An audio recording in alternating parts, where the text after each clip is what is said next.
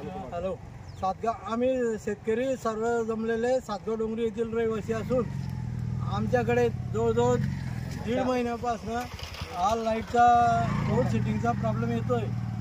तर आमच्याकडे 3 दिवसापासून लाईटच क्लिअर चालत नाही आहे। एक अर्धा भाग डिवायडेशन केलेला होता, एक दिवस तो प्रयत्नही करून बघितला तरी सुद्धा लाईट चालत नाही आहे। मध्येच कोणीतरी व्यक्ती येते आणि दुसरा फाटा ओपन करून देते, इकडची लाईट बंद राहते आणि तिकडची लाईट बंद राहते। त्यामुळे आम्हाला नेहमी प्रॉब्लेम येत असतो। वायरमन हे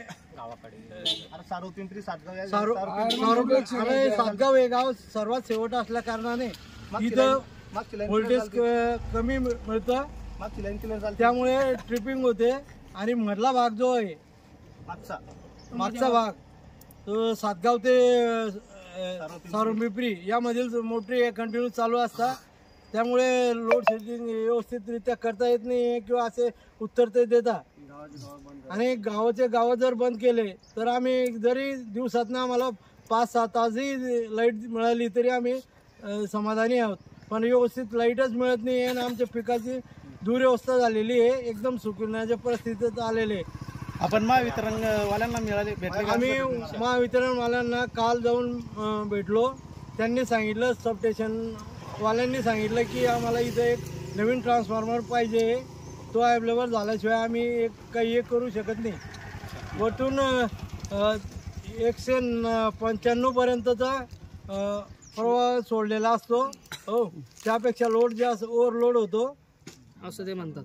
आमदार साहेबांनी कृपया याच्याकडे लक्ष द्यावं आणि आमच्या समस्या सर्व शेतकऱ्यांच्या समस्या जाणून घेऊन लाईट सुरू व्यवस्थित करावी अशी नम्र विनंती। नाहीतर शेतकरी मोठा पाऊल उचलेल। शेतकरी आत्महत्या करायच्या मागे होते आज, तरी शासनाने याच्याकडे लक्ष द्यावे। केंद्रात याच्यात सुद्धा जाऊन आलो सगळेजण, साहेबांनी आश्वासन दिले की 2 दिवसात सुरळीत करतो लाईट, पण 8 दिवस झाले अजून काही लाईट सुरळीत झाली नाही। लोक परेशान आहे आणि सगळे त्रस्त झाले भरण्या करण्यासाठी, लाईटच चालत नाहीये। 5 मिनिटं लाईट चालते, 2 मिनिटात गायब होते। आमदार साहेबांनी वाट्यात जोडून द्यावे। पिकं वाढलेले जबाबदार कोण राहणार? कंटिन्यू करता येईल बरोबर। शेवटचं गाव असल्यामुळे आम्हाला खूप दरवर्षी लाईट 10 वर्षापासून असं चालू आहे। शेवटचं गाव असल्यामुळे लाईट फार डिम असते आमच्याकडे, तर लवकरात लवकर काहीतरी याच्यावर निर्णय घ्यावा ही नम्र विनंती।